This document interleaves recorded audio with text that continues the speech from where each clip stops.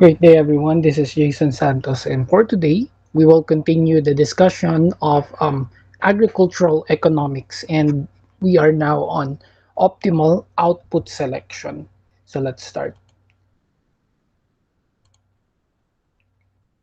So for this discussion, we will have the following items.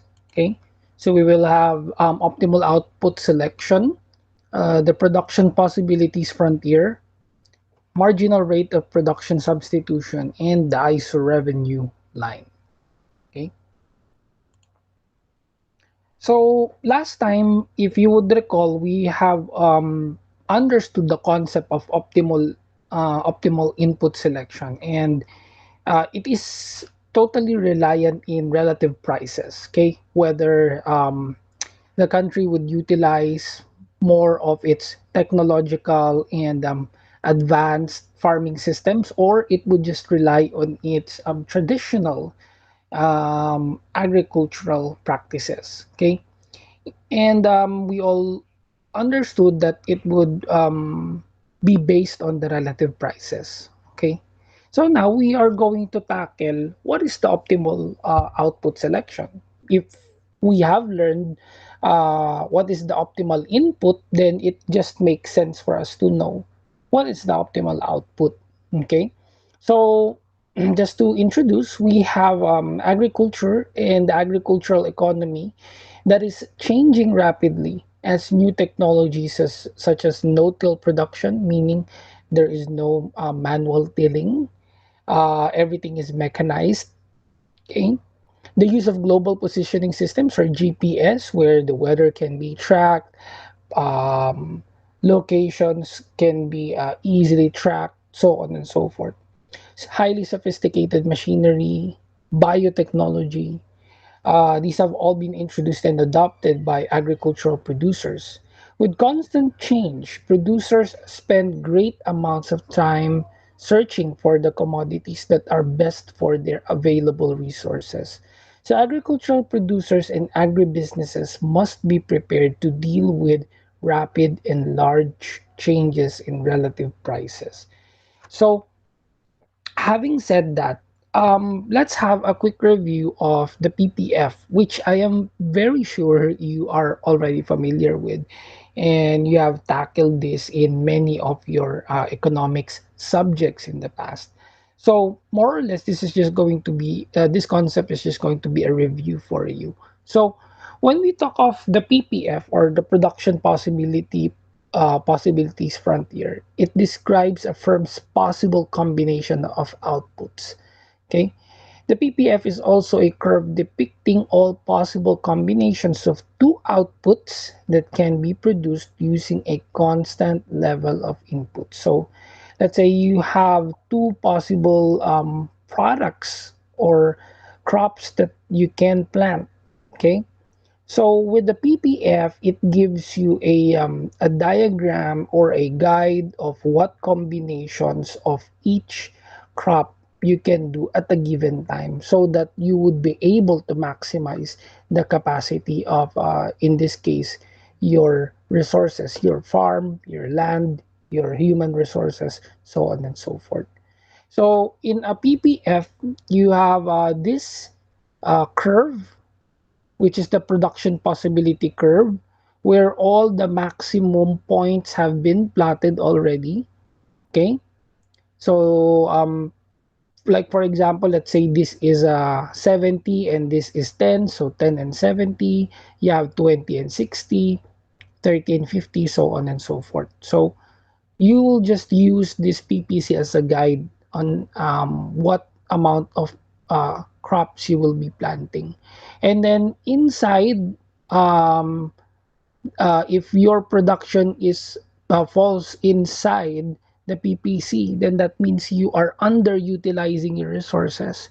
And when you are planning and you have placed your point outside the PPC, that means that um, what you are doing seems to be unattainable or it is not feasible because you don't have the sufficient resources and technology to execute it. Okay, so Given that we already know that we should be following the production possibilities curve. Okay, so in many cases, I know you have already plotted this and made computations about this. So also with production possibilities frontier is the concept of specialization. If a firm's specialize, okay, resources into what it does best allows the firms to use its best grazing acres to produce cattle and best farmland to produce wheat. Okay. The PPF is concave to the origin because specializations allow the inputs to move to their most productive use. So you are free to move from one point to another, depending on whichever is the most beneficial, okay, uh, for the farmer. If the resources were not specialized, the PPF would be a straight line. Okay, so just like what I have mentioned earlier. Since output could not be increased by specialization, okay, when you specialize, meaning you are not maximizing your output, finding the profit maximizing combination of output requires use of information contained in the PPF and information on the economic value of the two outputs or relative prices. Okay. If the level of inputs change or technological change occurs, the PPF will shift, just like what we have in the diagram. It could shift from its concave shape outwards, okay? But it may only concentrate on one area because, again, um, you cannot have a maximization of both. You just need to select one, okay?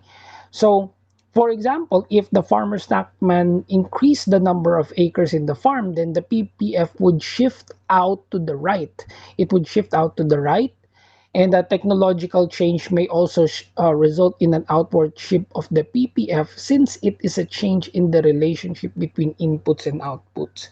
So, in this figure, effect of technological change in the agricultural sector of the possible production possibility frontier. And then on this one, it is the effect of technological change in the industrial sector on the production possibilities frontier. So we have two examples. One would be agri. Let's say you are producing agricultural products, and this one would be more on the industrial side. You can see that the shifts would just focus on one specific output. Okay, so that's how the movement of PPF goes. Okay, overall, it just goes to the right, but it would just concentrate on one specific output. The slope of the PPF at any point reveals the rate of substitution between the two outputs. And then at that point, this rate is the marginal rate of product substitution or MRPS. It represents the decrease in one output that must occur if the other output is to increase. So again, you cannot have um, both products at the same times. Per rule, okay, there must be a decrease in one output if you are planning to increase the other output, vice versa. Okay. Now we also have this concept of ISO revenue line. So last time we have covered the ISO quants. Now we go to the ISO revenue. Okay. So to complete the firm's search for the profit maximizing combination of outputs required combining the physical production information in the PPF with the economic information and relative prices, market price information allows a firm to select the optimal combination of output. Okay, optimal combination of output relative to prices. Provide the firm with information about the value of producing a good. In the farmer stockman example, the firm is interested in allocating inputs between cattle and wheat, how many cattle to raise and how much wheat to grow. So the firm can determine this by looking at the revenue earned from the production and sale of beef and grain. So in this example, we have different products. We have canned fruit and canned vegetables. So we have the ISO revenue line. So here, 30,000 cases of canned fruit required at the price of $33.33 case to achieve a target revenue of 1 million. So in the same manner, you have this revenue line wherein you can select combination of outputs. Okay? So if your target is 30 million, then you would focus here. Okay? If you would specialize on the canned vegetables, your output would it might be that your target revenue is sorry, target revenue is still 1 million, but your output will be for 40,000.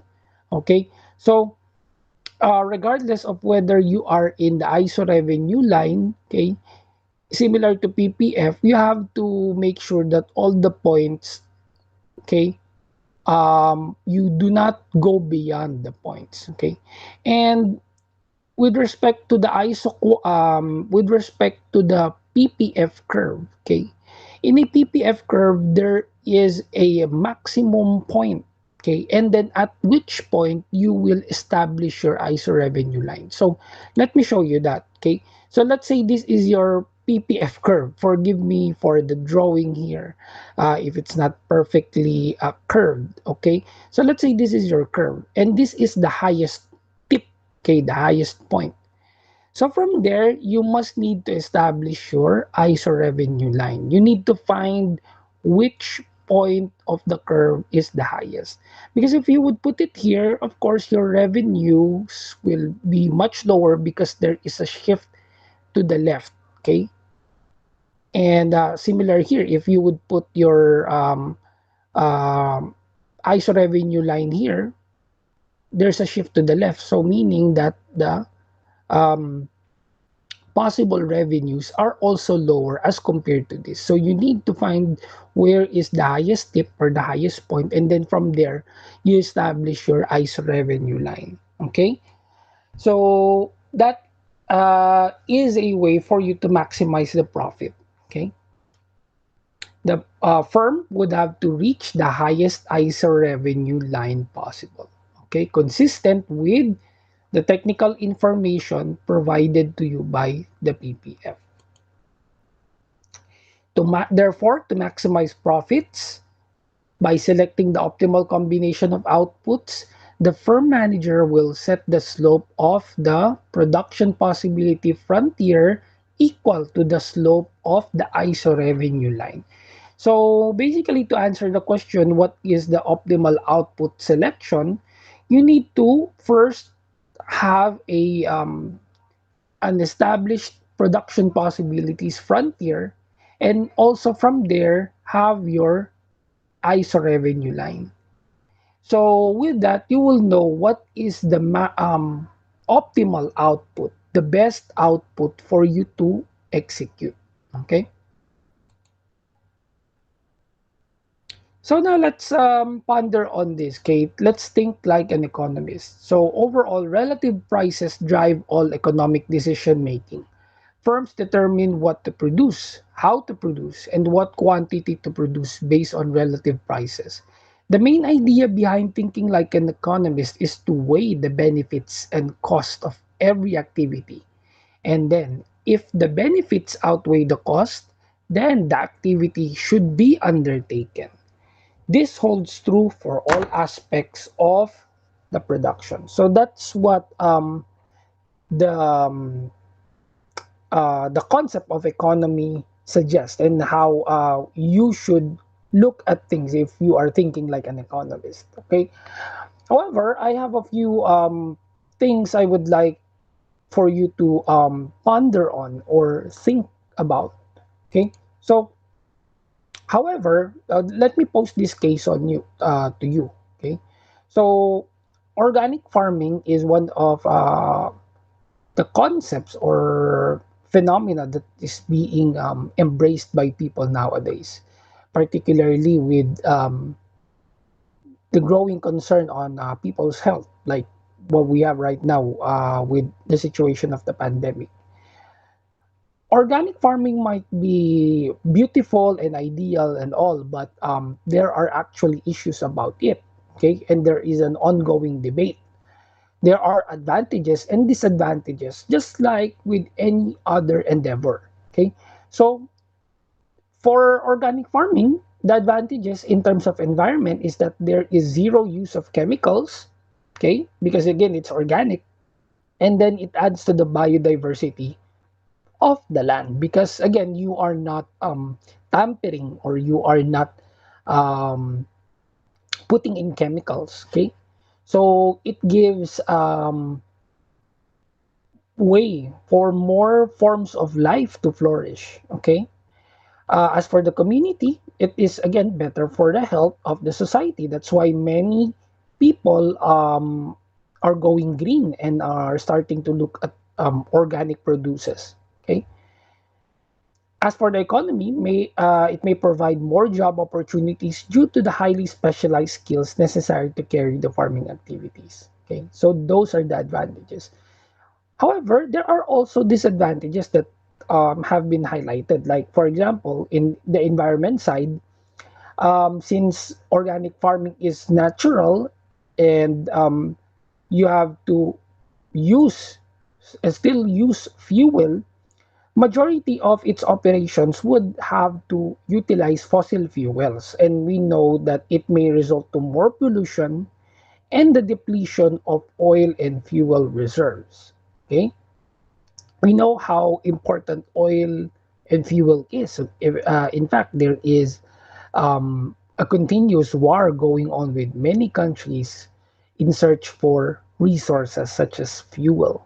Okay, as for the community, it drives local farmers out of business because, again, many local farmers are trained with the traditional way of farming, which may use chemicals, okay?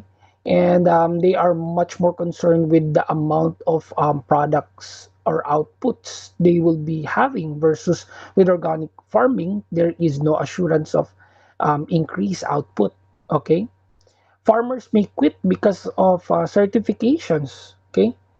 Uh, being an organic farmer isn't just, taking on the venture by yourself. You need to undergo certifications. You need to be certified.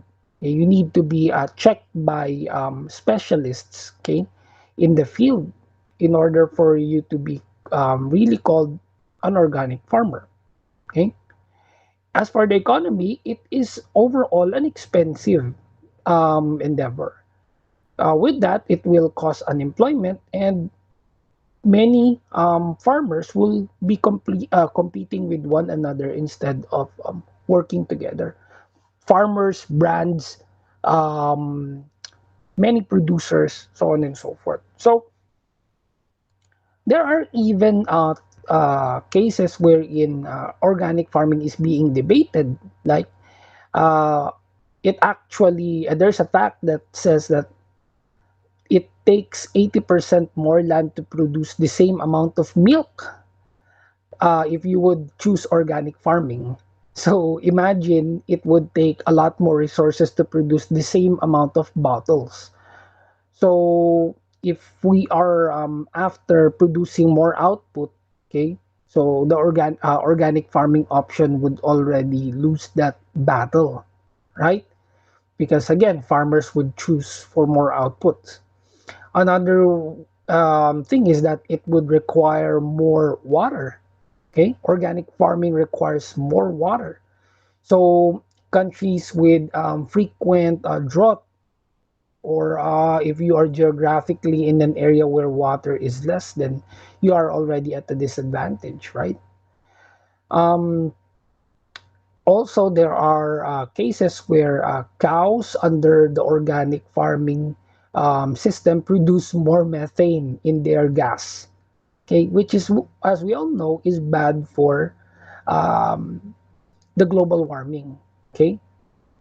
And of course, the byproduct of this overall might be hunger because, again, we can say that organic farming might be a luxury. Okay, we can look at it as a luxury because not all. people can afford for organic products. Again, the greener the product is, the more expensive it becomes. Okay, and then it will result to unemployment of the farmers, so on and so forth. So I would like for you to think about this, whether the statement is correct. If it is correct, then how can we justify or defend that statement against this premise that is being thrown around for organic farming? So that will be your assignment, okay? So I will be attaching a paper in your Google Classroom, as well as answer this question. Second question, if the benefits outweigh the cost, then the activity should be undertaken. That's what we have learned as a conclusion earlier in the topic of optimal output selection. Okay. However, I would like for you to give your opinion and stand on this statement in the perspective of an economist. So that's it. Thank you so much. Stay safe, and I will see you next week for our next lesson.